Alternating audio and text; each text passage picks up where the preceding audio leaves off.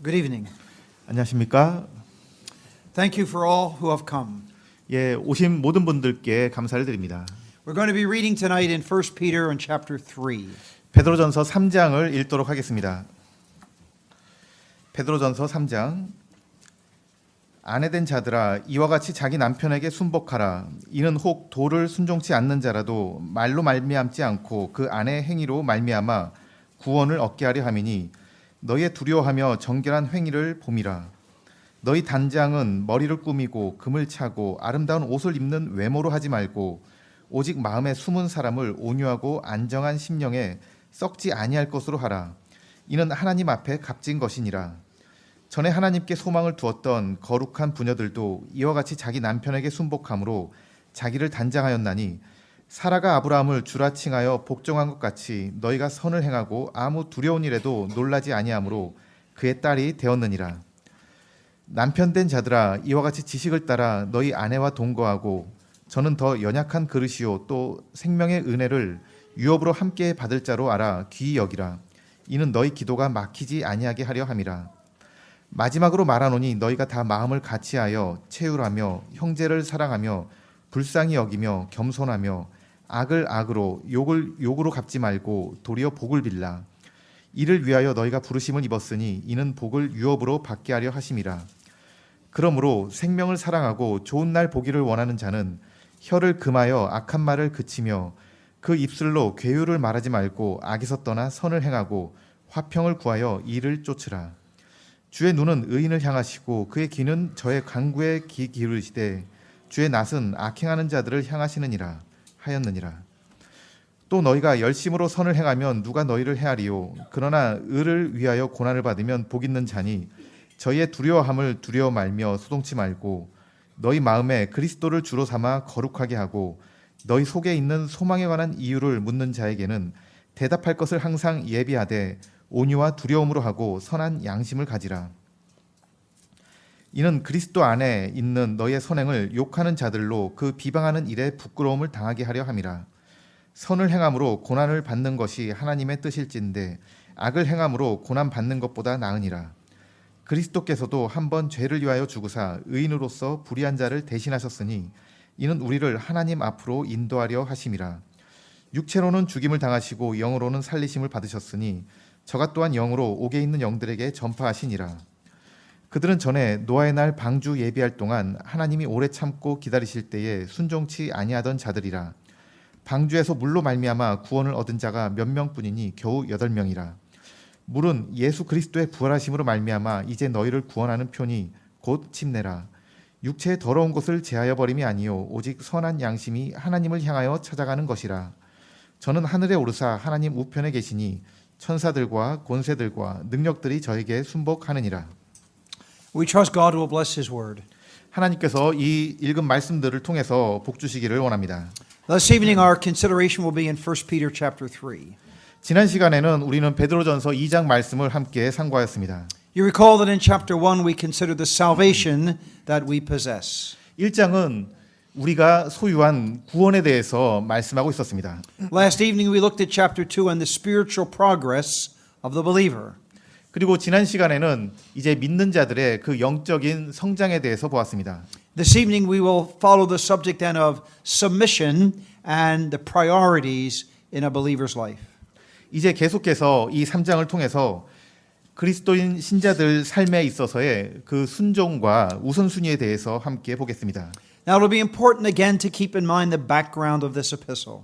이 선신서를 읽을 때에 그 배경에 대해서 우리가 항상 마음속에 두고 있어야 되겠습니다. Peter is writing to Jewish believers, to Jewish people who have come to faith in the Lord Jesus. 베드로는 이제 그리스도를 믿는 그 믿음을 가진 유대인들에게 이 서신을 보내고 있습니다. As a result of that, they are enduring persecution from family and friends. 바로 그 믿음 때문에 그들은 그들의 가족과 친구들에게 이제 핍박을 받게 됩니다. There was reproach and shame to bear at work and at school and in the neighborhood. 그들은 그들의 직장과 학교와 이웃에서 그들은 모욕과 비방을 담당해야 됩니다. And that is the background then of this letter he is writing. 그것이 바로 이 서신이 보내지고 있는 배경입니다. In the chapter that we are looking at, we will notice different relationships that we as believers have. 이제 이 3장에서는 우리가 그리스도인으로서 여러 사람들과 여러 관계에 대해서 말을 하고 있습니다. He will begin the chapter by speaking about the family. 사도 베드로는 이제 가족에서부터 시작하였습니다. He will speak then about the fellowship of the assembly. 그리고 또한 모임 안의 교제에 대해서도 언급합니다. And then he will speak about living amongst those who are our foes or enemies. 그리고 또한 우리의 대적들, 그 우리를 반대하는 사람들 가운데서 사는 그 사회에 대해서도 말합니다. In chapter 2, he introduced the subject of subjection. 2장에서 베드로는 순종에 대한 주제를 시작합니다. He will continue that now in chapter 3. 그리고 그것을 3장에서 계속하고 있습니다. He begins immediately with the wives being in submission to their husbands. 3장 초반부부터 그 아내가 그 남편에게 순종할 것을 말합니다. And while he does not use the word submission for husbands, they are to submit themselves to the word of God in verse 7. 그리고 남편에 있어서는 하나님의 말씀에 그들이 순종할 것을 말합니다. The believers are to submit themselves one to another in their treatment of each other. 이 성도들은 그 서로에게 대해서 서로 복종해야 됩니다. And we will notice how important the chapter ends. 그리고 이 장이 어떻게 끝나고 있는지를 한번 보시기 바랍니다. That everything has been made subject to Christ. 모든 것들이 이제 그리스도께 순복하고 있는 것으로 이 3장이 끝나고 됩니다. Twice over in this chapter we'll notice something about prayer. 2번 이상 이 장에서는 기도에 대해서 언급합니다. We will notice in verse number 7 that something can hinder our prayers. 그리고 7절에서는 이러한 기도를 방해하는 어떤 것에 대해서 언급합니다. And we'll notice in verse number 12 something that can help our prayers. 그리고 12절에서는 우리의 기도를 돕는 것에 대해서 언급합니다. When we come to verse 18, we will have 5 of the most important truths of the gospel in one verse. 18절에서는 복음에 있어서 가장 중요한 그런 교리들에 대해서 5가지를 언급하고 있습니다. This chapter introduces the subject of baptism to us at the end. 그리고 마지막에는 침례에 대해서 이 3장에서 다루고 있습니다. We will notice what God finds to be very, very precious and very, very pleasing to Him in this chapter. 참으로 이 3장에서 하나님께 무엇이 가장 기쁨을 가져다 드리는지에 대해서 우리는 배우게 됩니다. This chapter will introduce to us as well the subject of the fear of God. 그리고 또한 이 장은 하나님을 경외하는 것에 대해서 말씀합니다. And the word that is found most often in this chapter is the word good. 그리고 이 장에서 가장 많이 사용된 단어는 선하다는 것입니다. In verse number 10 we have good days. 10절에 선한 날을, Verse number 11 we have the doing of good. 그리고 11절에서는 선을 행하고, Verse number 13 following what is good. 그리고 13절에 선을 행하면, In verse 16 and 21 we read about a good conscience. 그리고 16절과 21절에서 선한 양심에 대해서 봅니다. In verse 16 about good conduct. 그리고 16절에 선행이 있습니다. And so goodness is found throughout this chapter. 그리고 바로 이 선이라는 것이 계속해서 이 장에서 언급됩니다. So that will just help us to focus then on some of the many themes this chapter introduces to us. 참 이러한 것들이 우리가 3장 말씀을 보게 될 때에 어떤 것에 주의해서 보게 될지에 대해서 여러 가지로 말해주고 있습니다. But I'm going to suggest to you the key verse of the chapter is found in verse number 15. 저는 이 장의 주요 단어가 15절에 나오는 것으로 여러분에게 제안을 하고 싶습니다. It is sanctifying Christ as Lord. 15절에 그리스도를 주로 삼아 거룩하게 하고, It will begin by telling us that we need to sanctify Christ as Lord in our homes. 우리 주님을 거룩하게 하는 것은 우리 가정에서부터 시작하는 일입니다. It will then tell us we need to sanctify Christ as Lord in the assembly. 또한 그리스도를 주로 삼아 거룩하게 하는 것은 모임에서도 계속되는 것입니다. Then we're told to sanctify Christ as Lord in our hearts. 그리고 이제 그 그리스도를 주로 삼아 거룩하게 하는 것은 우리 마음속에 있는 일입니다. And we find that Christ is sanctified as Lord in heaven when we come to the end of the chapter. 그리고 그리스도를 주로 삼아 거룩하게 하는 것은 3장 마지막에서는 하늘에서 이루어지는 일이기도 합니다. So then looking at this chapter we want to consider first of all the fact of Christ sanctified as Lord in the home. 그래서 3장 처음에는 이제 그리스도를 주로 삼아 거룩하게 하는 것이 가정에서 어떻게 이루어지는지를 다루고 있습니다. He is going to address wives and then he will address husbands. 사도는 아내를 먼저 언급을 하며 그 다음에 이제 남편에 대해서 말합니다. Now the circumstances are that there is a wife who is married to an unsaved husband. 이 배경은 지금 믿는 자매된 아내가 이제 믿지 않는 남편과 결혼하는 것입니다. And in verse number 7, a husband, who I would take it, is married to an unsaved wife.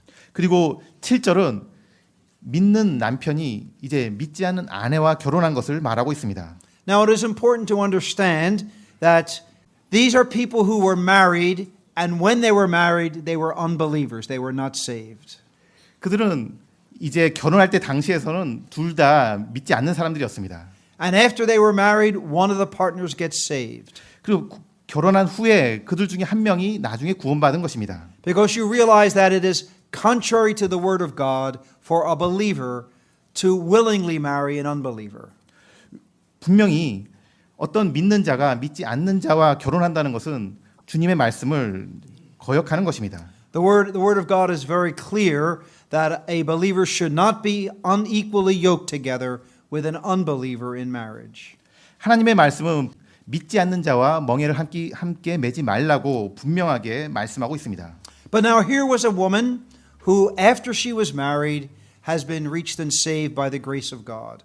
여기 나와 있는 그 아내는 이제 결혼한 후에 믿지 않는 자와 결혼한 후에 나중에 이제 구원받게 된 경우입니다. And her husband is not saved. 그의 남편은 아직 구원받지 않은 상태에 있습니다. How is she to act? How is she to respond?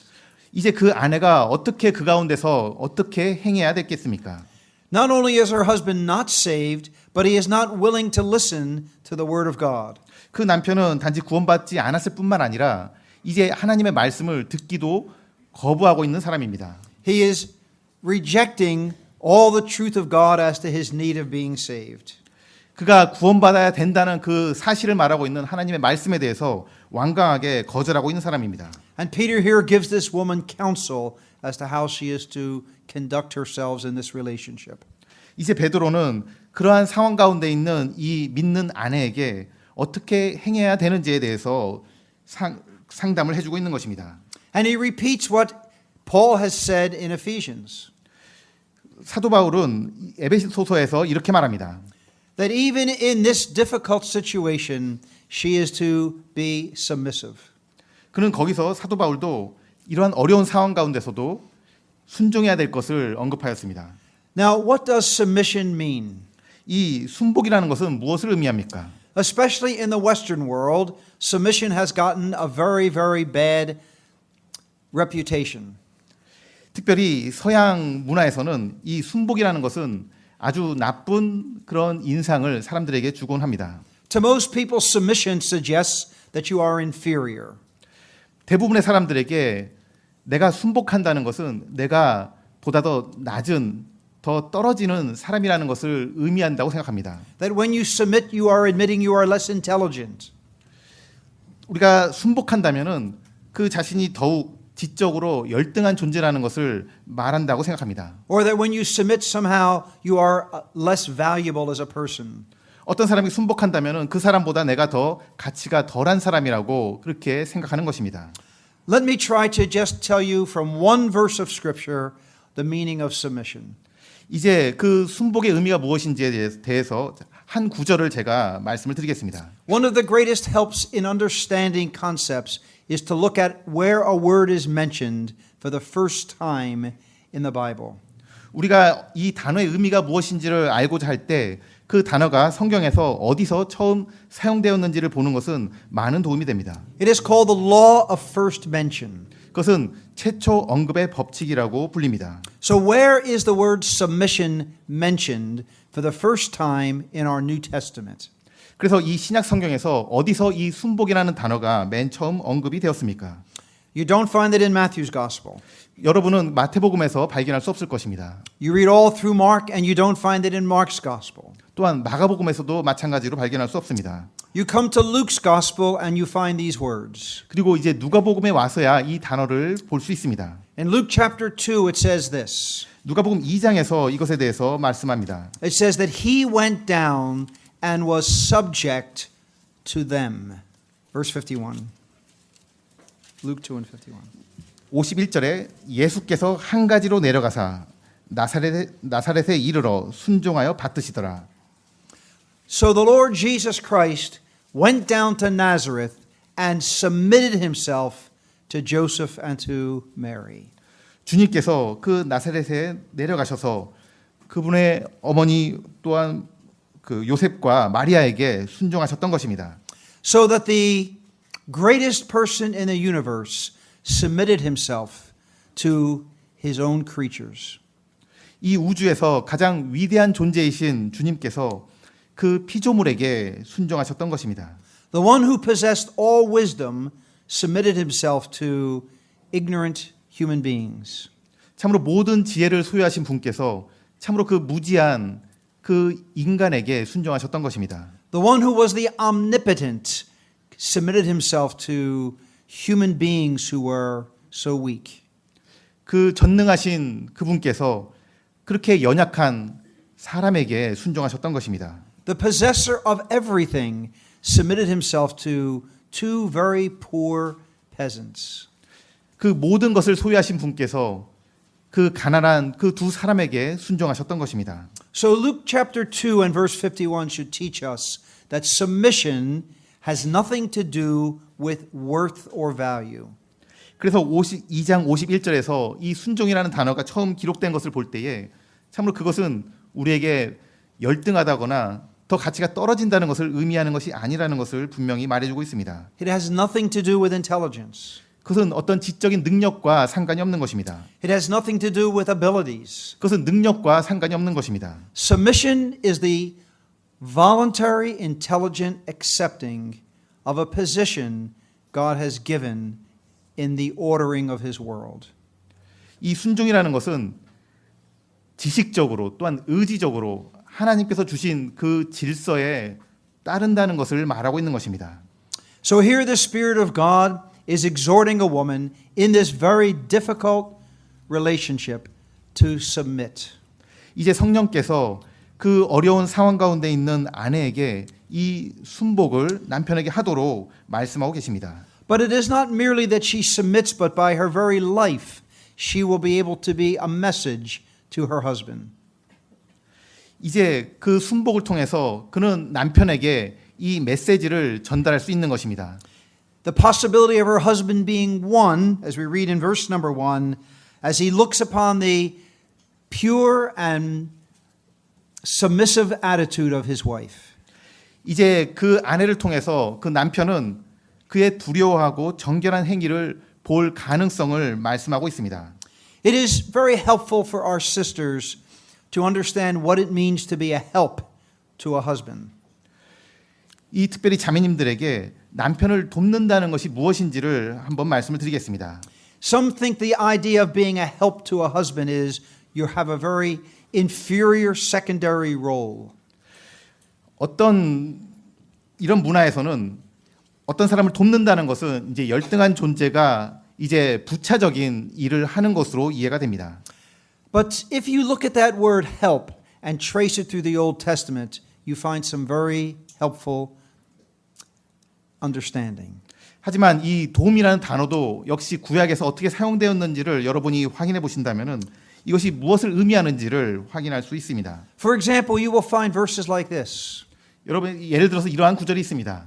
Should I look unto the hills from whence cometh my help? My help comes from the Lord. 내가 눈을 들어 나의 도움이 어디서 올까 보았을 때 나의 도움은 주로부터 온다라는 그런 시편 말씀이 있습니다. God is a very present help. 하나님께서는 참으로 그 도움의 하나님이십니다. Time and again in the Old Testament, the word God uses for Eve is a word he uses for himself. 바로 하와에게 도움이라는 단어를 사용하셨던 하나님께서 그 도움이라는 단어를 또한 자신을 가리켜 사용하고 계시는 것입니다. God was a help to the nation of Israel. 하나님 자신이 바로 그 이스라엘의 도움이셨습니다. And in the same way, a wife is to be a help for her husband. 바로 그 동일한 방식으로 아내가 남편에게 도움이 되는 것입니다. Think of all that was involved in God being a help to the nation of Israel. 하나님께서 그 이스라엘 나라에 어떠한 도움이 되셨는지를 한번 생각해 보시기 바랍니다. He was a companion in their journeys. 그들의 모든 여정 가운데서 동행하셨습니다. He was a comfort in their sorrows. 그들의 슬픔 가운데서 하나님은 위로가 되셨습니다. He was a counselor in their need. 그들의 모든 필요 가운데서 그들에게 상담해 주시는 분이셨습니다. And he would also confront them at times with their waywardness. 참으로 그 낙심하는 가운데에 항상 주님 하나님께서 앞에 계셨던 것입니다. So God provided a wife to be a help so that a man would be enabled to be the leader he was meant to be. 그래서 이와 같은 역할을 하도록 하나님께서는 그 아내를 주시고 그로 인해서 그 남편이 인도하는 역할을 잘 감당할 수 있게 하신 것입니다. You'll notice though that he then moves in verse number 3 to what is not to mark this woman. 이제 3절에서는 이 아내가 어떤 것으로는 그의 특징이 두드러져서는 안 되는지를 말씀하고 있습니다. The tendency might be to think that by appealing to the outward and the physical, somehow that will change her husband's mind. 우리에게는 이러한 경향이 있습니다. 우리의 어떤 외모를 바꿔서 우리의 남편을 바꾸고자 하는 것입니다. But he is going to be stressing spiritual character. 하지만 베드로는 여기서 영적인 성품에 대해서 더욱 강조하고 있습니다. So he is saying don't put all of the importance on the outward. 이 외적인 것에 너희들의 마음을 두지 말라고 사도는 말하고 있습니다. He says cultivate the inward character, the hidden man of the heart. 마음에 숨은 사람, 그들의 내적인 성품을 그들이 합당하게 개발할 것을 강조하고 있는 것입니다. And he uses a most remarkable expression here in verse number 4. 이 4절에 아주 특징적인 그런 표현이 있습니다. He says, in the sight of God, this is of great price. 하나님 앞에 값진 것이니라 라고 말씀합니다. Now that word for great price, we have already read of it in one other place.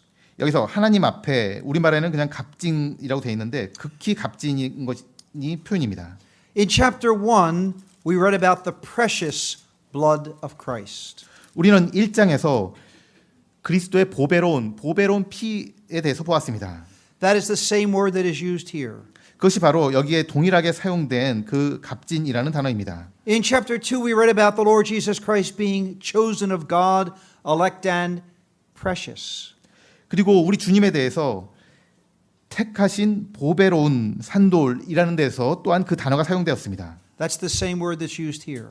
그것이 또 같은 단어가 값진이라는 데서 사용된 것입니다. So God speaks about precious blood. 하나님께서는 보배로운 피에 대해서 말씀하셨습니다. He speaks about his son who is precious. 참으로 그 아들이 또한 보배롭다고 말씀하셨습니다. Now he says a woman who is cultivating her inner spiritual life is precious. 그리고 그 내적인 그 영적인 성품을 더욱 합당하게 아름답게 만들어가는 여인에 대해서 값지다라고 동일한 값지다라고 말씀하고 있는 것입니다. Now this is not suggesting a woman ignore the outward. 이것은 물론 이 여자들이 그 외모에 대해서 무신경하라는 말씀은 아닙니다. But it's saying the emphasis should be upon the inward. 하지만 분명히 강조점은 우선순위는 우리 내적인 것에 있어야 된다는 것을 말씀하고 있는 것입니다. And we are told here that hidden person is characterized by a meek and a quiet spirit. 이 마음에 숨은 사람은 온유와 안정한 심령이 그의 특징이 되어야 될 것입니다. Now I'm not sure how many women can be quiet. 얼마나 많은 여자들이 이 안정한 심령에 있는지 알 수 없습니다. But you can be meek. 하지만 우리는 온유할 수 있습니다. What is meekness? 이 온유하다는 것은 무엇입니까? Meekness is not the idea that you can walk all over me and I won't say anything. 이 온유하다는 것은 단지 당신이 무슨 말씀을 하든 나는 그냥 입을 다물고 있겠습니다. 이것이 아닙니다. Meekness is not the idea that I never say what I think. 이 온유하다는 것은 내가 생각하고 있는 것이 무엇인지를 입 밖으로 드러내지 않는 것을 말하는 것이 아닙니다. Meekness means that I am totally at home, comfortable with whatever the will of the Lord is for me. 이 온유하다는 것은 그 하나님의 뜻이 어떤 것이든 간에 우리 마음속에 그것을 받아들이는 평안한 마음입니다. So I don't complain about why did this happen to me. 그래서 이것에 대해서 왜 이런 일이 일어났는가 불평하지 않는 것입니다. I do not wallow in my self-pity.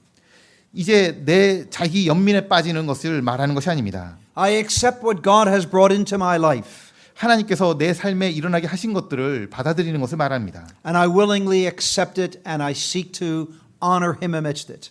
참으로 자원해서 그것을 받아들이고 이제 그 가운데서 오히려 하나님께 영광을 돌려드리는 것이 온유한 것입니다. And then He brings before us examples of those who were marked by this same attitude. 이러한 성품을 가진 한 예를 말씀을 드리겠습니다. He speaks about the women of old who had trusted in God, 이 하나님께 신뢰한 여러 여성들이 있었습니다. who were subject to their own husbands. 그리고 그들은 또한 동일하게 남편에게 순복하였습니다. And then he brings before us the incredible incident of Sarah calling Abraham Lord. 그리고 이러한 예의 대표로서 이제 사라가 아브라함을 주라 칭한 것을 보게 됩니다. Now I say that that is an amazing reference by the Spirit of God.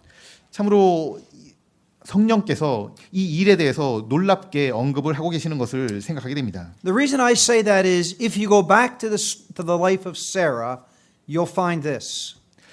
제가 왜 이렇게 말씀을 드리냐면은 여러분이 이제 사라의 생애에 대해서 살펴보신다면은 이것을 발견하게 되실 것입니다. There is only one place you will find Sarah calling Abraham Lord. 사라가 아브라함을 주라 칭한 것을 단 한 부분에서만 발견할 수 있습니다. The three visitors had come to Abraham. 아브라함에게 세 명의 방문자가 오게 되었습니다. One of them was the Lord himself, 그 중에 한 분은 하나님 자신이셨습니다. announcing to Abraham that Sarah would have a child. 그리고 이제 사라가 그 자녀를 갖게 될 것을 말씀하셨습니다. And Sarah in her tent laughed at the idea of bearing a child at 90 years of age. 사라는 90세나 되어서 어떻게 아들을 낳을 것인가 생각하며 웃었습니다. And as she laughed, she said, "Shall my Lord have pleasure in me, seeing I am old?" Genesis 18. 내 주인도 늙었으니 내게 어찌 낙이 있으리요 이렇게 말합니다. And so she is laughing in unbelief.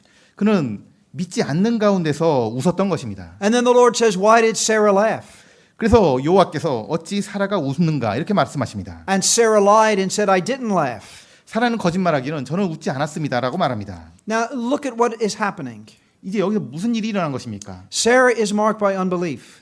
사라는 그 불신앙으로 지금 특징된 일을 하고 있는 것입니다. She's actually lying to the Lord. 그리고 또한 하나님께 거짓말을 했습니다. Yet amidst all of that, the Spirit of God doesn't point out what she did wrong.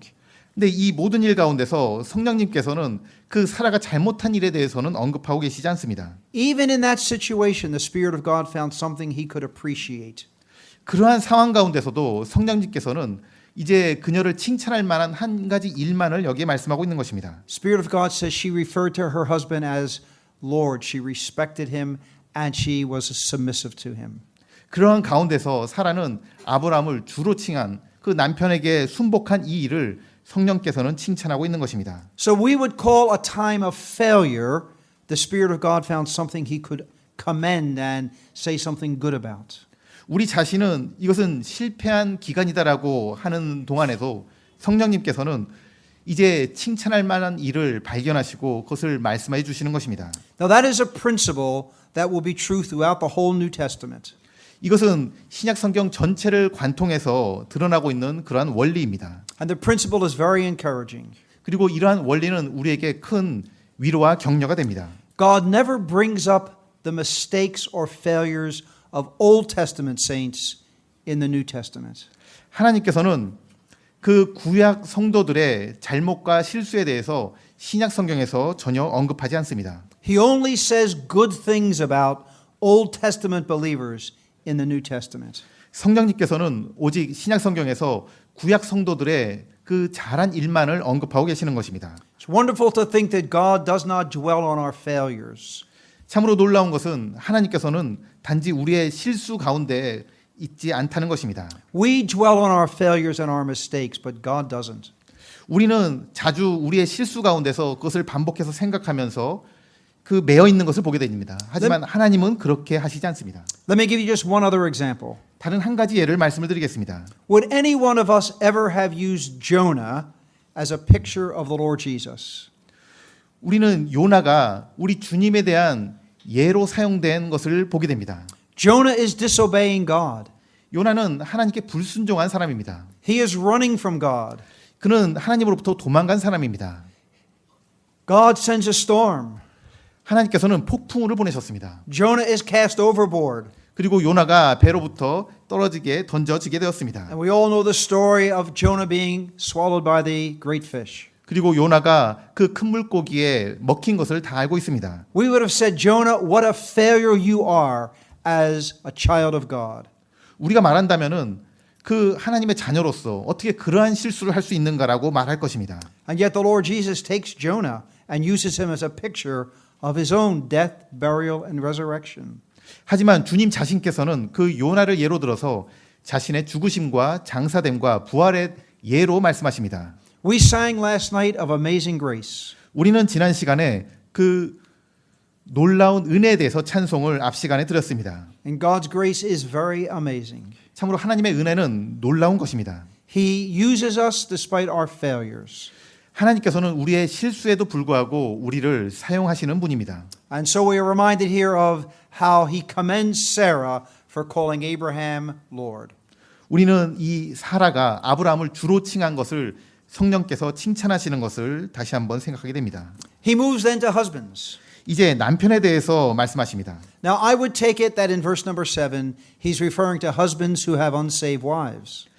제가 7절에 이 남편은 믿지 않는 아내를 둔 남편이라고 말씀을 드렸습니다. Again, there is the same set of circumstances. 여기 다시 한번 동일한 그런 상황인 것입니다. They were married when they both were unbelievers. 그들이 결혼할 때는 둘 다 믿지 않는 사람들이었습니다. And the husband has gotten saved. 그런데 이 남편이 그 후에 구원받은 것입니다. Now he says to the husband, dwell with her according to the knowledge the word of God gives you as to how a husband ought to treat his wife.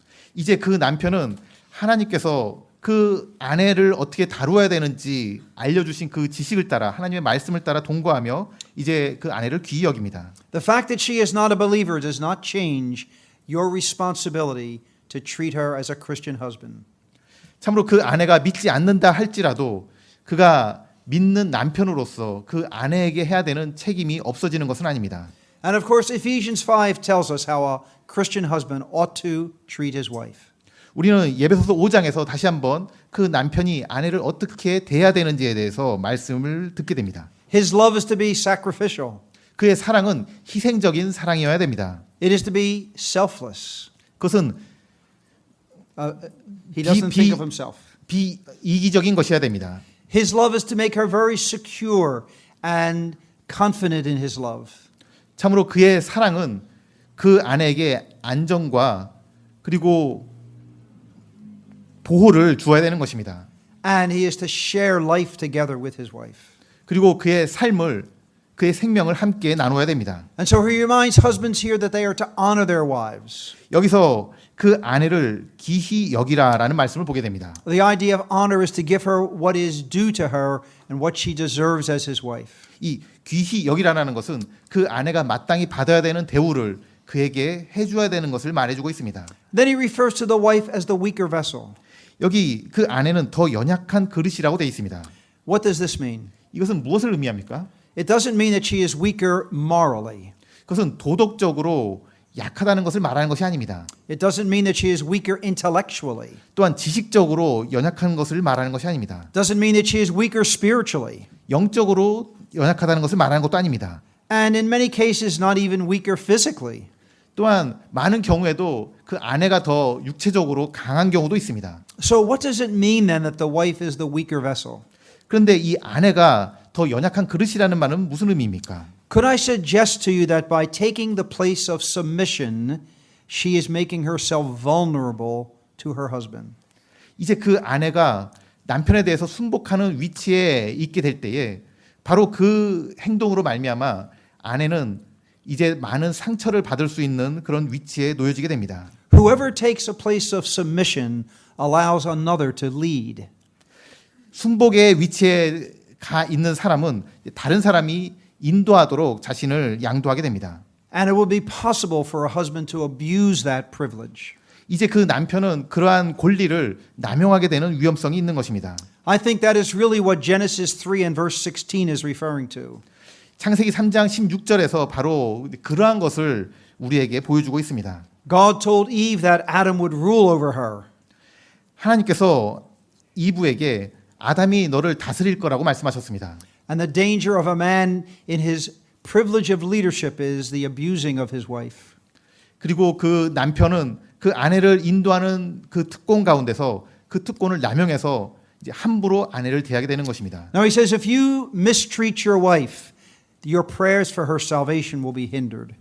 하지만 여러분이 그 아내에 대해서 함부로 대한다면은 여러분의 기도가 이제 막히게 될 것입니다. There are many reasons why those prayers could be hindered. 여기에 이 기도가 막히게 되는 여러 가지 이유가 있습니다. It could be she will become bitter against Christianity. 그 아내는 더욱 그 믿는 믿음에 대해서 거부하게 될 수 있습니다. It could be that God will withhold blessing as a means of disciplining the husband. 그리고 이제 그러한 것을 사용해서 그 남편을 징계하시는 일로 또한 사용하십니다. But he is reminded here that he needs to lead a consistent life. 그리고 그 남편은 항상 동일하게 이 믿는 믿음의 도에 대해서 간증을 잘 나타내야 될 것입니다.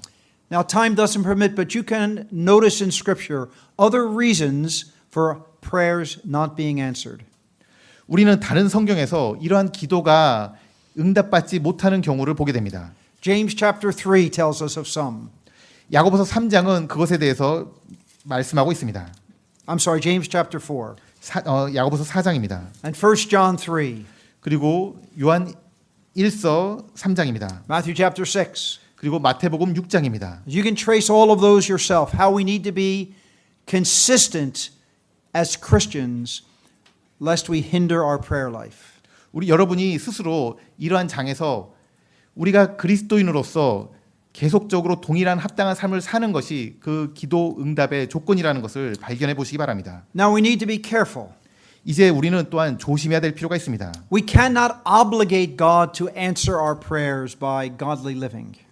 또한 그렇다고 해서 우리가 경건한 삶을 사는 것이 하나님께서 반드시 내 기도에 응답해야 된다는 그 의무가 있다고 생각하시지 위험성에 빠지지 않길 바랍니다. We can never obligate God to anything.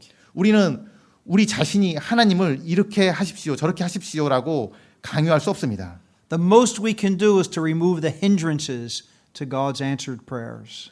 우리가 할 수 있는 유일한 것은 이러한 기도 응답을 받는 여러 장애물들을 스스로 제거하는 것뿐입니다.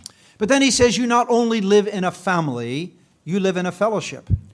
여러분은 이 가정 생활을 할 뿐만 아니라 여러분은 또한 모임 안에서 교제를 하고 있습니다. And so in verses 8 and 9 especially, he will deal with relationships among believers. 그래서 8절과 9절은 이제 믿는 성도들과의 관계에 대해서 말하고 있습니다. And he brings 5 different things before us here as far as relationships between believers. 이제 믿는 성도들 사이에 있는 그 관계에 있어서 5가지 상황에 대해서 말씀하고 있습니다. What makes this verse so significant is in the original language, 4 of these words are not found anywhere else in the Bible. 특별히 이 5가지가 중요한 이유는 여기 나와 있는 이 각각의 것들 중에 4가지는 다른 성경에서 사용되지 않은 단어를 여기서만 사용하고 있다는 것입니다. Now he says, I want you to be characterized by having one mind. 우선 이 교제는 마음을 같이 해야 되는 것입니다. I want you to be marked by compassion or sympathy for each other. 그리고 체유라는 다른 서로에 대해서 동정해야 됩니다. I want you to love as brethren. 그리고 형제를 사랑해야 됩니다. I want you to be pitiful or sensitive to each other's needs. 그리고 불쌍히 여기고 다른 사람의 필요에 대해서 민감하게 고려해야 됩니다. And I want you to be courteous or humble in mind. 그리고 겸손한 마음을 가져야 됩니다. So just quickly look at some of these things together. 이것을 빠르게 한번 보도록 하겠습니다. The need for unity of mind. 여기에 마음을 같이 해야 되는 필요성이 있습니다. This does not mean we all have to agree about everything. 이 마음을 같이 하다는 것은 어떤 일에 항상 동의한다는 것을 말하는 것은 아닙니다. But we all should agree about one thing. 하지만 우리는 항상 한 가지 것에 대해서는 항상 동의해야 됩니다. We are here for the glory of the Lord Jesus Christ. 우리는 여기에 그리스도의 영광을 위해 모인 것입니다. We are all united in seeking to honor Him. 우리는 그분의 영광을 구하기 위해 있는 것입니다. We are all here bowing to the Lordship of Christ. 우리는 우리 주님의 주대심 앞에 항상 무릎을 꿇는 데 마음을 같이 해야 됩니다. We may have some different ideas about prophecy. 우리는 이 우선순위에 대해서는 예언에 대해서는 다른 의견을 가질 수 있습니다. And we may interpret some verses differently. 우리는 어떤 구절에 대해서 다르게 해석할 수 있습니다. But we have one mind when it comes to seeking to honor the Lord Jesus Christ in the local assembly. 하지만 이 지역 모임 안에서 우리 주 예수 그리스도의 영광을 구하는 데 있어서는 마음을 같이 해야 되는 것입니다. You remember when it comes to gospel work. 여러분이 이 복음 전하는 일을 하게 될 때에 Paul spoke to the Philippians 사도 바울은 빌립보 성도들에게 이렇게 말합니다. that with one mind they would strive together for the faith of the gospel. 이 복음의 신앙을 위하여 한 마음으로 서로 협력하라라고 말합니다. When it comes to worship, Paul wrote to the Roman assemblies. 이 예배와 관련돼서는 로마에 있는 성도들에게 말씀하십니다. And he spoke about having one mind and one mouth glorifying God. 한 마음과 한 입으로 하나님께 영광을 돌리라라고 말씀합니다. So we need oneness of mind when it comes to carrying out all of the responsibilities of the assembly. 이 모임에 있어서 이와 같은 일을 함에 있어서 우리는 한 마음을 같이 해야 되는 것입니다. And he speaks of having compassion one for another. 이제 체휼하는 것에 대해서 말씀드리겠습니다. Elsewhere, Paul speaks about being kind and tender-hearted. 이것은 친절하고 부드러운 마음을 말하고 있는 것입니다. Never become a hard-hearted believer. 그 마음이 딱딱한 그런 성도가 되지 않길 바랍니다. It is so easy to become critical and judge others all the time. 항상 비판적이고 다른 사람에 대해서 딱딱한 그렇게 되기가 굉장히 쉽습니다. He said, be compassionate one for another. 그래서 서로 체휼하라라고 말씀하고 있습니다. Recognize the difficulty others have in their lives. 그들의 삶 가운데 있는 그 어려움에 대해서 알도록 격려하고 있습니다. And instead of being critical, to pray for them. 그것을 비판하기보다는 기도할 것을 말씀하고 있는 것입니다. He says, have family love. Love as brethren, one for another. 이제 이 가정 안에서의 그 사랑으로 형제를 사랑해야 되는 것입니다. Paul in Romans chapter 12 speaks of loving without hypocrisy. 사도 바울은 로마서 12장에서 거짓이 없이 서로를 사랑하라라고 말씀합니다. The writer of Hebrews reminds us that brotherly love should be manifested amongst us.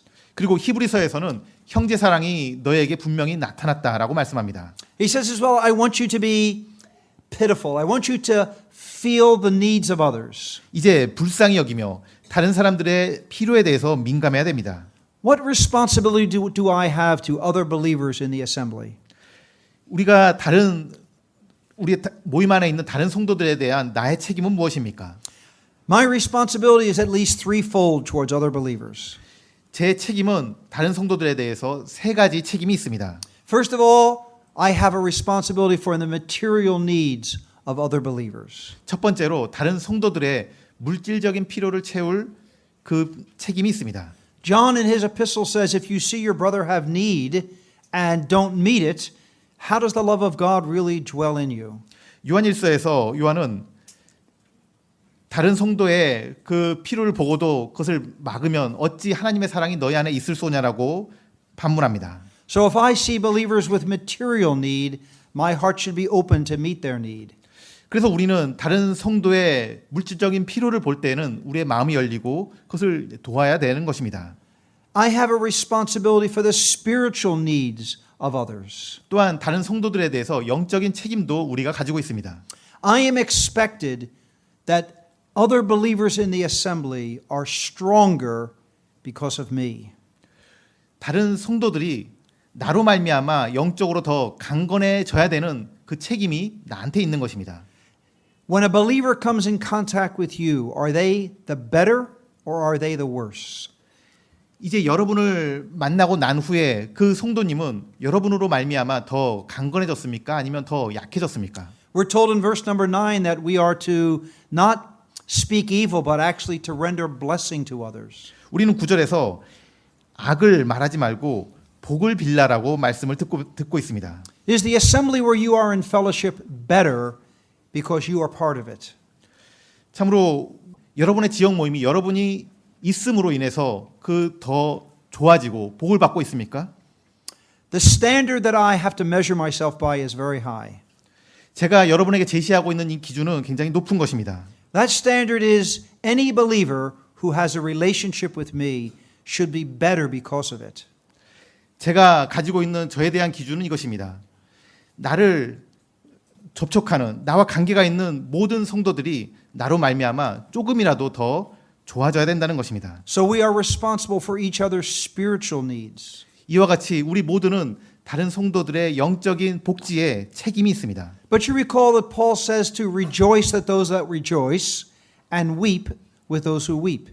사도 바울은 기뻐하는 자들과 함께 기뻐하고 또 우는 자들과 함께 울라라고 말씀하였습니다. So I am to be sensitive to the emotional needs of other believers. 이제 세 번째로 다른 성도들의 그 감정적인 것에 있어서도 또한 민감하게 반응할 책임이 저에게 있습니다. To try to be a comfort to them in their times of sorrow.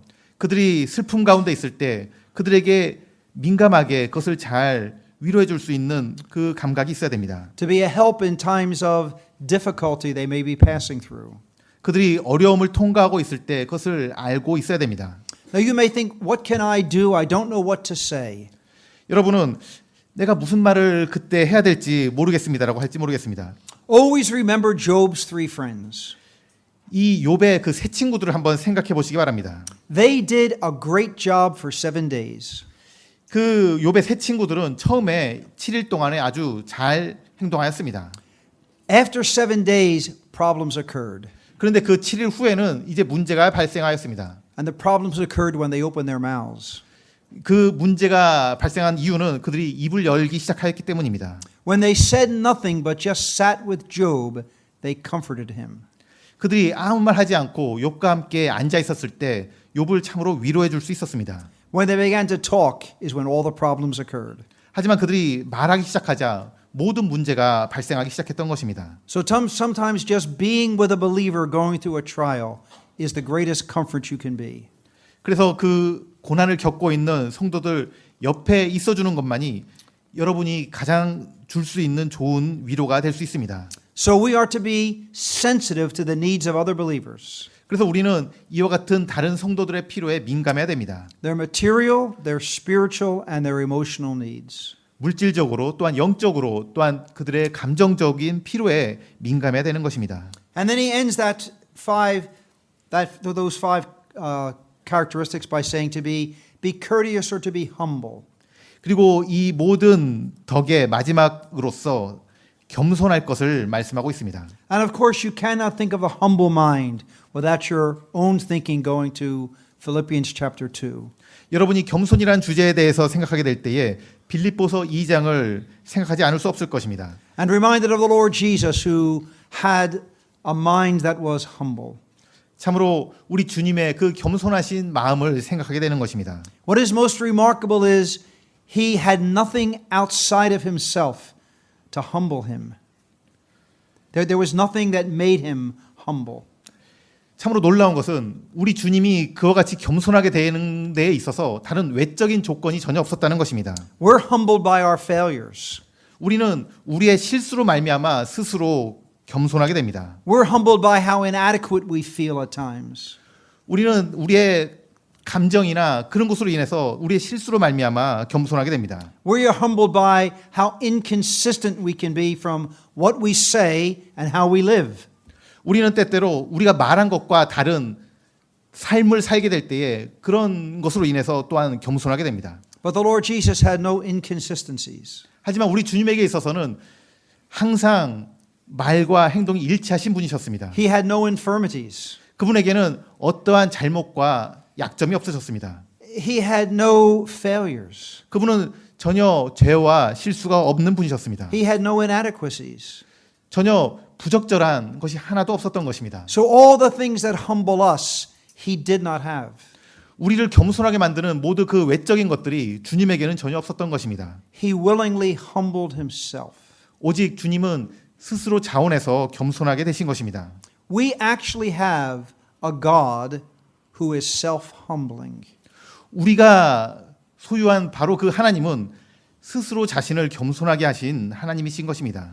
And what that means is that he esteemed others of more importance than himself. 다른 사람을 나보다 낮게 여기라라는 말씀은 무슨 의미입니까? Now, what that means is not that he thought I was a better person than he was. 그것은 단지 내가 저 사람보다 내가 더 나은 사람이라고 생각하지 말라는 것이 아닙니다. It is rather that he put my welfare ahead of his welfare.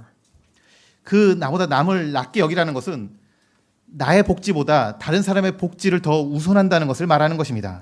So elsewhere, Paul in Romans chapter 12 says, in honor, preferring one another, putting the other one ahead of myself. Romans chapter 12. You want to read it? 예, 로마서 12장을 보도록 하겠습니다. Romans 12 and 10. 12장 10절입니다. 형제를 사랑하여 서로 우애하고 존경하기를 서로 먼저 하며. So it means to put the interest of another ahead of our own.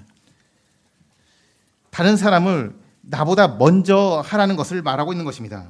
So if everyone in the assembly put each other's interests ahead of their own, it would be a great assembly to be in. 참으로 어떤 한 지역 모임에서 서로가 다른 사람의 유익을 자신의 이익보다 먼저 둔다면은 그것은 놀라운 모임인 것입니다. And then he quotes for us from this remarkable Psalm number 34. 그리고 이것은 이후에 시편 34편을 이제 인용하기 시작합니다. Psalm 34 is a time when David failed. 시편 34편은 다윗이 실패했을 때의 그 시입니다. In his folly he had gone down to the Philistines carrying the sword of Goliath. 이제 이 시편에서 다윗은 그 골리앗이 나왔던 그 블레셋 땅으로 오히려 도망쳐가는 것을 보게 됩니다. To escape with his life he had to act like a madman. 그는 자신의 목숨을 구하기 위해서 이제 미친 사람인 척 하고 있는 것입니다. And he realized how miserably he had failed. 그리고 그는 내가 얼마나 큰 실수를 하였는가라고 깨닫게 됩니다. And so from that he penned Psalm number 34. 바로 그 34편에서 And he tells us here the man who wants to see good days, here's how he ought to live. 이제 선한 날을 보기 원하는 자에 대해서 말하고 있습니다. He reminds us of the need to refrain from speaking evil. 그 선한 날 보기를 원하는 자는 그 혀를 악에서 금할 것을 말합니다. Not only what is evil, but what is guile, what is able to be used to manipulate people and deceive them. 단지 그 혀를 악에서 금할 것을 말할 뿐만 아니라 그 입술이 괴유를 말하지 말라라고 합니다. He is to hate evil and to pursue good. 그는 이 괴율이라는 것은 선한 것이 척하는 그 조작하는 것을 말하는 것입니다. 그것을 하지 말고 이제 선을 쫓으라라고 말합니다. And he reminds us that the eyes of the Lord are over the righteous. 그리고 이제 주님의 눈은 항상 의인을 향한다고 말씀합니다. And his ear is open to their prayers. 그리고 그의 귀는 항상 그런 귀를 기울이신다는 것을 말씀합니다. So here is the second time in this chapter we are reminded of what is needed for prayer. 그래서 이제 두 번째로 이 장에서 기도에 무엇이 필요한지에 대해서 보게 됩니다. Righteous living and harmony in God's assembly. 이 의로운 삶과 그리고 지역 모임 안에서의 조화로운 삶이 이 기도에 있어서 필요한 것입니다. Here is what can be a great blessing and bring about answers to prayer in God's assembly. 참으로 이러한 가운데서 나오는 기도에 하나님께서 응답하실 때 그것은 얼마나 지역 모임의 큰 축복이 되겠습니까? As the time is going, we should come to verses 13 to the end of the chapter. 이제 시간상 17절부터 마지막 구절을 함께 보도록 하겠습니다. If you live this kind of life, he's saying, it is not likely that any are going to harm you. 이 17절에서는 여러분이 이제 이와 같은 삶을 살게 될 때에 이제 어떤 것도 해하지 못한다는 것을 13절에서 말합니다. But if someone does, he says, you're blessed anyway. 그리고 여러분에 대해서 참으로 복 있는 자라고 사람들은 말할 것입니다. So now he is moving away from the family and the fellowship to living among our foes. 이제 그 가정을 떠나서 그의 고향을 떠나서 그 대적들과 함께 사는 상황 가운데서 있는 일입니다. And he says, if you are actually persecuted by your friends or neighbors, God's blessing is upon you. 그 가운데서 너희들이 이웃과 친구들에게 핍박을 받는다 할지라도 하나님께서는 너희들을 복 주신다. And don't fear them, 그들에 대해서 두려워하지 말라라고 격려합니다. but set the Lord apart in your heart as Lord, 그리고 너희 마음에 그리스도를 주로 삼아 거룩하게 하라. and be ready to give to every man an answer who asks you concerning the hope that is within you. 너희 속에 있는 소망에 관한 이유를 묻는 자에게는 대답할 것을 항상 예비하라라고 말씀합니다. Now Peter knew what he was writing about. 베드로는 지금 자신이 쓰고 있는 것이 무엇인지를 그 스스로도 알고 있는 것입니다. Because once he failed to sanctify the Lord in his heart. 왜냐하면 베드로 자신이 그의 마음속에 주님을 그리스도를 주로 삼아 거룩하게 하는 데서 실패한 적이 있기 때문입니다. And he was not ready to give the right answer when he was asked those 3 times and he denied the Lord. 베드로는 그가 3번이나 질문을 받았을 때에 그는 적절하게 대답하도록 예비하지 못하고 주님을 부인했던 것입니다. So it's almost as though Peter is saying, don't make the mistake that I made. 그래서 베드로는 내가 한 실수와 같은 그 실수를 하지 말라고 여기에 말씀을 하고 있는 것입니다. Don't fear men. 사람을 두려워하지 말라. He says, rather in verse number 15, he says to speak with meekness and fear. 두려워하지 말고 온유와 두려움으로 하고라고 말합니다. The fear referred to in verse 15 is the fear of God.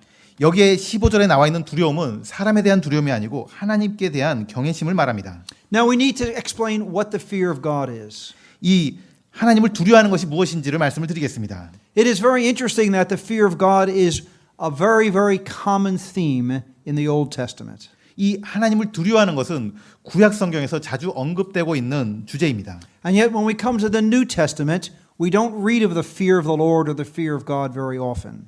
그런데 신약 성경에 와서는 주님을 경외하고 하나님을 두려워하는 것에 대해서는 자주 언급되어 있지 않습니다. The closest thing we come to it is in the pastoral epistles of Timothy and Titus.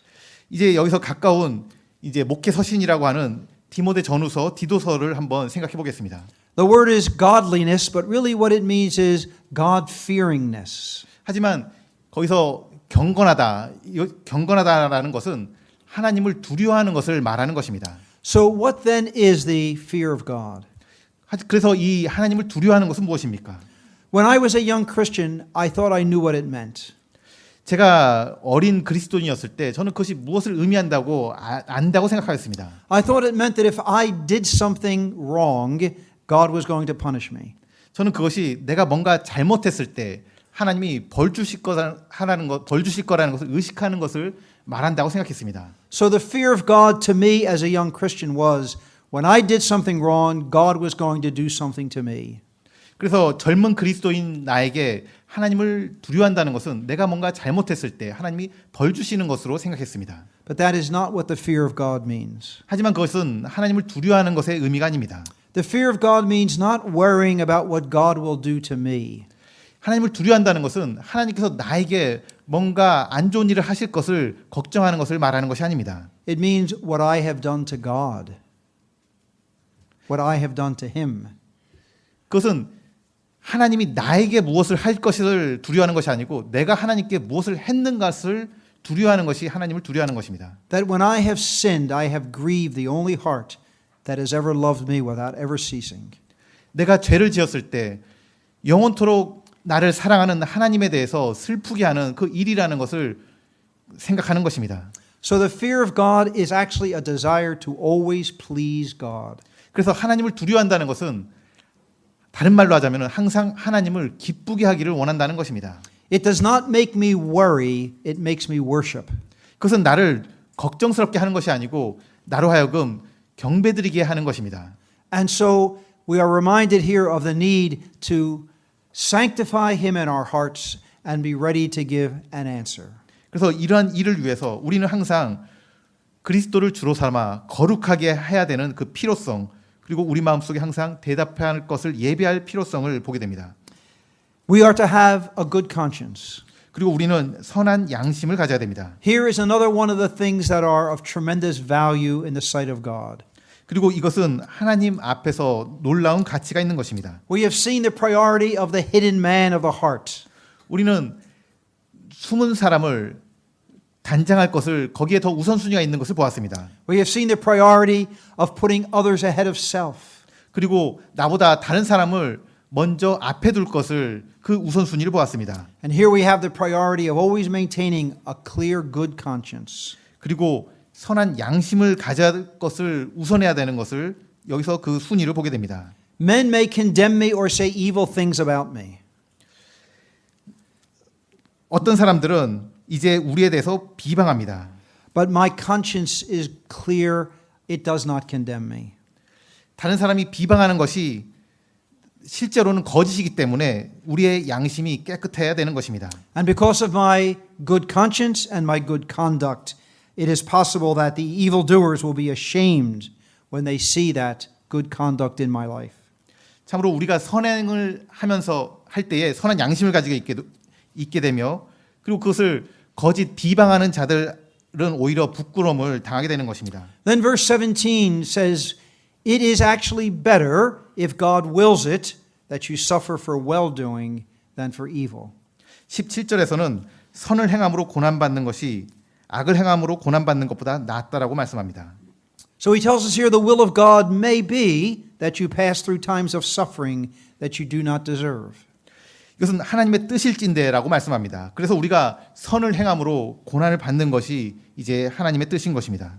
Now you may say we live in countries now where persecution doesn't occur.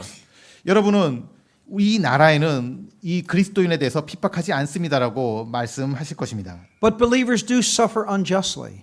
하지만 이 믿는 자들은 항상 부당하게 고난을 받게 됩니다. Others at work get the promotion because they go out drinking with the boss. 다른 믿지 않는 자들은 그들의 상사와 함께 술 마시고 하기 때문에 더욱 좋은 승진의 기회를 갖게 됩니다. You are passed over because of your desire to please the Lord in your life. 여러분이 하나님을 기쁘시게 해드리고자 하는 그런 마음으로 인해서 여러분은 그 승진에서 계속 빠지게 될 수 있는 것입니다. And whether at school or at work or in the community, you may well suffer unjustly because of being a believer.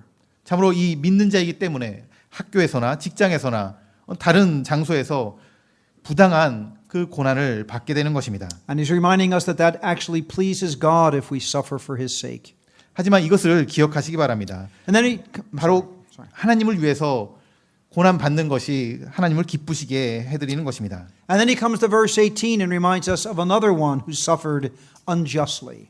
이제 18절에서는 이와 같이 부당하게 대우를 받은 고난을 받은 한 분에 대해서 말씀하고 있습니다. In fact, he not only suffered unjustly, he suffered for the unjust. 이 분은 부당하게 고난을 받았을 뿐만 아니라 바로 그 불의한 자들을 위해서 고난을 받으신 것입니다. Now, verse 18, as I mentioned, contains 5 very important truths in the gospel. 제가 18절에서 복음에서 가장 중요한 5가지 내용을 말씀하고 있다고 전에 언급하였습니다. First of all, we are told that Christ suffered once for all, the finality of his sufferings. 처음으로 첫 번째는 그리스도께서도 한 번 죄를 위하여. 그래서 그분의 이 죽으심은 완료되는 것입니다. Nothing else is needed for the great work of salvation. 이것은 최종적인 것이며 다른 어떤 것이 이 구원을 위해서 더할 것이 없는 것입니다. He suffered for sins. 바로 그분은 죄를 위하여 죽으셨습니다. That's the great truth of the atonement or propitiation. 그것은 우리의 화목 제물의 그 놀라운 교리를 말해주고 있습니다. He has given to God a sufficient remedy that God is able to forgive the sins of any individual. 참으로 주님께서는 이 죽음으로 말미암아 하나님께서 그 죄를 사하실 수 있는 완벽한 근거를 제공하신 것입니다. So we have the finality of his sufferings. 그래서 우리는 여기서 그 우리 주님의 죽으심의 최종적인 것을 보게 됩니다. We have the fullness of the propitiation he made. 그리고 주님께서 이루신 그 화목 제사의 온전함을 보게 됩니다. Then we have the great truth of substitution. 그리고 이제 속죄물의 교리에 대해서 보게 됩니다. He did it the just for the unjust. 그 대속물로서 주님은 의인으로서 불의한 자를 대신하신 것입니다. And then we have the wonderful truth of reconciliation. 그리고 우리는 이제 화목에 대해서 보게 됩니다. That he might bring us to God. 그것은 우리를 하나님 앞으로 인도하려 하심이라. Now, this is not referring to Him bringing us to heaven at the end of life. 이것은 단지 이 세상을 떠날 때에 우리를 하늘나라로 데려가신다는 것이 아닙니다. Each one of us has been reconciled to God right now. 모든 각 믿는 자들은 믿는 순간 하나님과 화평을 이루게 된 것입니다. I don't know if that thrills you to think of what it means to be reconciled. 여러분이 이 화목해 되는 것, 화평에 대해서 생각해 보시길 바랍니다. It is the idea that God wants you and me as His friend. 그것은 여러분과 제가 이제 하나님의 친구로서 교제하기를 바란다는 것을 말하는 것입니다. God wanted us to be His friends so much that He gave His Son to make it possible. 참 하나님께서는 우리가 적이 아니라 그분과 교제할 수 있는 친구가 되시기 위하여 그분의 아들을 아끼지 않고 내어주신 것입니다. So we have the once for all sacrifice of Christ. 그래서 우리는 단 한 번의 영원한 그 제사를 보았습니다. We have the sufficiency of His propitiation. 그 화목 제사의 충분함을 보았습니다. We have the work of substitution. 그리고 대속물을 보았습니다. We then have the truth of reconciliation. 그리고 화목케 하신 것을 보았습니다. And then we are reminded of resurrection. 그리고 이제 마지막으로 부활에 대해서 보게 됩니다. He was put to death in flesh, a real, true death. 육체로는 죽음을 당하시고 그분은 실제로 죽임을 당하신 것입니다. Made alive by the Spirit of God. 영으로는 살리심을 받으셨으니. So here are great gospel truths. 참으로 이것은 위대한 그 복음의 진리입니다. Now, Peter introduced the subject of the sufferings of Christ as a reminder to these believers. 베드로는 이제 그리스도의 고난을 이제 이 성도들에게 다시 한번 상기시켜 주고 있습니다. He introduced it to remind them that he had suffered unjustly. 바로 그리스도께서도 불의한 자를 위해서 그분이 고난을 받으셨다라고 말씀합니다. But it's as though he can't leave it at that. He must tell them more of what Christ did. 그 성도들이 받고 있는 고난 이상의 것을 이 그리스도께서 하신 것을 언급하고 있는 것입니다. Now let me just jump to the end of the chapter before we look at these other verses. 이제 다른 구절을 보기 전에 우선 마지막 부분을 한번 살펴보겠습니다. Notice in verse number 22 what it says. 22절에서 어떻게 말씀하고 있습니까? That he has gone into heaven. 그분은 하늘에 오르셨습니다.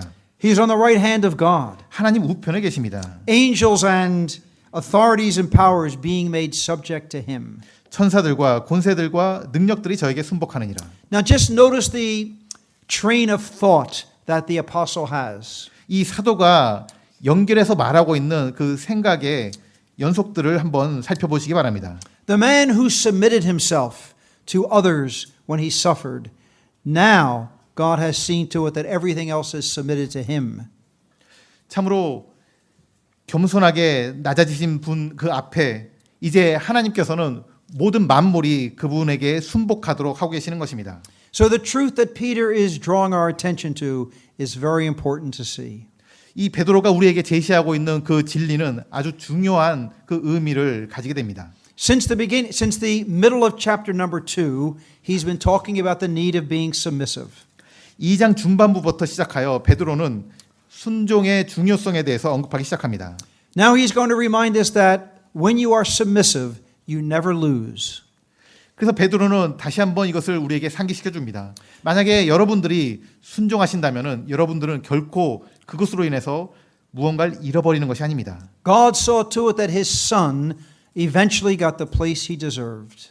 참으로 그와 같은 순종의 길을 걸으신 그리스도께 하나님께서는 어떻게 하셨는지를 보라 이렇게 말하고 있는 것입니다. And he is telling us that if we submit, we will never lose and God will always bring us to what he has in mind for us. 참으로 우리가 순종의 길을 따라서 걷는다면은 하나님께서 지금 우리를 위해서 계획하고 계신 모든 것들을 이제 우리에게 다 주실 것을 우리가 잃어버리지 않을 것을 말씀하고 있는 것입니다. So it is a very encouraging thing to realize that God's purpose for your life can never be hindered. 참으로 이 하나님의 계획이 여러분의 삶 가운데서 장애를 받지 않고 이루어지기를 바랍니다. Think just of the life of Joseph for just a moment. 그 요셉의 삶에 대해서 잠시 생각을 해보도록 하겠습니다. 10 brothers tried to hinder God's plan for his life. 10명의 요셉의 형제들이 하나님에 대한 요셉에 대한 하나님의 계획을 방해하고자 하였습니다. Potiphar's wife tried to hinder God's plan for his life. 보디발의 아내도 그 하나님의 계획을 방해하고자 하였습니다. The jailer tried to hinder God's plan for his life. 그 간수도 그 하나님의 계획이 이루어지지 않도록 하는 것처럼 보였습니다. The butler in his forgetfulness was hindering God's plan for his life. 그 술 관원이 요셉을 잊어버린 것이 하나님의 계획이 이루어지지 않도록 하는 것처럼 보였습니다. But despite all of that, God brought him to the purpose for his life. 하지만 이 모든 것에도 불구하고 하나님께서는 하나님의 목적을 온전히 이루신 것을 확인하게 됩니다. And so submission always guarantees that God will bring me to what he has in mind for my life. 그래서 이 순종이라는 것은 하나님께서 우리에게 가지고 계신 그 계획이 온전히 이루어지도록 보장하고 있는 것입니다. You will never lose by submitting to the place God has given you in your life and the circumstances God brings to your life. 하나님께서 여러분이 순종하도록 두신 그 상황과 환경 속에서 마땅히 순종하고 있을 때 여러분은 결코 잃어버리지 않을 것입니다. But now we need to look for a few moments at verses 19 down to verse number 21. 이제 남은 시간 동안 19절부터 21절까지 보도록 하겠습니다. And these are very difficult verses. 이것은 아주 어려운 그런 구절입니다. If you have lots of commentaries at home, you'll find differing opinions of what these verses mean. 여러분이 집에 이것을 해서 주석을 하고 있는 여러 책들을 살펴보게 될 때 각각 다르게 말하고 있는 것을 보게 될 것입니다. I'm going to give you what I believe they mean. 저는 제가 이것이 무엇을 의미하고 있는지 믿는 것을 말씀을 드리겠습니다. And if you differ with me, that is your privilege to differ. These are very difficult verses. 여러분이 비록 또한 다르게 이해를 하고 계신다고 해도 이 어려운 구절에 대해서 여러분이 그렇게 하실 수 있을 것입니다. The questions are several. 여기에 제기되고 있는 그 의문점은 여러 가지가 있습니다. Beginning in verse 19, by which also he went. 처음으로 저가 또한 영으로, Was it the Spirit of God or the Spirit of Christ? 이 영이라는 것은 성령님을 말씀하시는 것일까요? 아니면은 그리스도의 영을 말씀하시는 것일까요? When did he go and preach? 그리고 언제 그분이 가서 전파하셨을까요? And to whom did he go and preach? 그리고 누구에게 가서 전파하신 것일까요? And so all of these questions are questions that there are differences about. 이 모든 질문에 대해서 여러 가지 의견이 제시되고 있습니다. If you go back to the book of Genesis, you recall that God said, My spirit shall not always strive with man.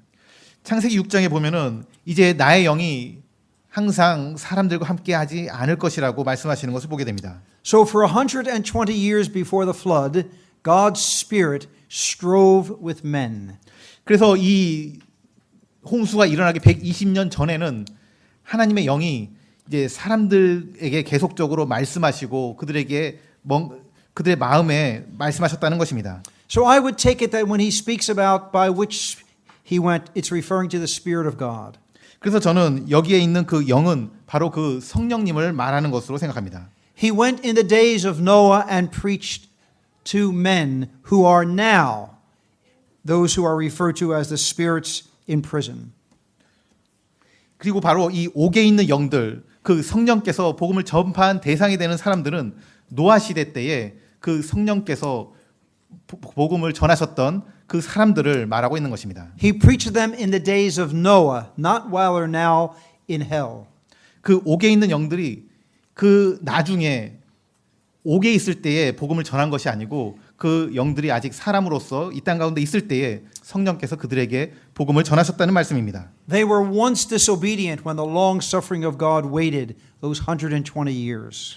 그들은 하나님의 오래 참으심에도 불구하고 그들에게 계속해서 복음을 전파하심에도 불구하고 그들은 불순종했던 것입니다. And he mentions to us Noah and the ark. 그리고 여기에 그 노아의 날 방주에 대해서 언급하고 있습니다. And then introduces the subject of baptism. 그리고 여기에 또한 침례에 대해서 말씀하고 있습니다. And he tells us that that picture of the ark moving from a world of condemnation to resurrection ground is a picture of baptism. 이 방주가 그 심판의 장소를 떠나 이제 안전한 곳으로 가는 것이 이 침례의 그림으로서 보여주고 있습니다. Just as the waters of the flood destroyed the earth but carried the ark through. 이 물은 그 지구를 이제 심판하고 멸망하고 있지만은 이제 그 물은 방주를 또한 이제 안전한 곳으로 데려다주고 있는 것입니다. It left a world of corruption and landed on new ground. 방주는 그 썩어질 땅을 떠나서 새로운 땅에 안착하고 있습니다. Now he says what you did in baptism is very similar. 그리고 여러분이 침례를 통해서 한 것은 아주 유사한 점을 보게 됩니다. When you were baptized, you confessed you were done with an old world and an old way of life. 여러분이 침례할 때에 이제 그 세상 가운데서 그 옛 일에 대해서 그것은 죄였다고 고백을 하게 되는 것입니다. And that because of the death, burial, and resurrection of Christ, you are now living a new life, in newness of life. 참으로 그리스도와 함께 죽고 장사되고 부활함으로 말미암아 이제 생명의 새로운 것으로 행하게 됩니다. And so he is encouraging these believers to live in the good of what they professed in their baptism. 이제 이 침례에서 성도들이 고백한 대로 살게끔 만드는 것이 그 침례의 의미가 되는 것입니다. He tells us what baptism is not. 여기서 이 침례는 이것은 아니다라고 말하고 있습니다. Has nothing to do with washing away of sins. 그것은 육체의 더러운 것을 제하여 버림이 아니다라고 말하고 있습니다. But what it is an answer of a good conscience. 그것은 선한 양심이 하나님을 향하여 찾아가는 것이다라고 말하고 있습니다. Acts 28 reminds us that baptism is an act of obedience. 사도행전 28장에서 이 침례는 순종의 표시다라고 말씀합니다. So if there are any here believers who are not baptized, the word of God says you ought to be baptized. 그래서 만약에 이 가운데 믿었지만은 침례를 아직 받지 않은 분이 있다면은 하나님의 말씀은 반드시 침례를 받아야 될 것을 말씀하고 있습니다. You may say, I don't understand all about it. 여러분이 나는 이것에 대해서 무슨 의미인지를 잘 모르겠습니다라고 묻는다면은 It should be enough the Lord Jesus commanded it and you are willing to obey. 그것은 단지 우리 주님께서 침례를 명하셨다는 것만으로도 침례를 받아야 되는 그 의무가 있는 것입니다. So it is an act of obedience according to Matthew 28. 그리고 마태복음 28장에서 이 침례는 분명히 주님의 명령임을 듣게 됩니다. Romans 6 says it's identification with Christ. 그리고 로마서 6장은 이 침례가 우리 주님과 연합하는 것을 설명하고 있습니다. Here we are told it's the answer of a good conscience. 그리고 여기서는 이 침례가 선한 양심이 하나님을 향하여 찾아가는 것이다라고 말씀하고 있습니다. It's an acknowledgement of lordship. 이것은 우리 주님의 그 주대심을 고백하는 것입니다. Now he says, I want you to live in the good of what you professed at your baptism. 이것은 여러분이 침례 시에 고백했던 그 고백대로 살아야 될 것을 이 침례가 요구하고 있다고 말하고 있는 것입니다. That I now have a new kind of life.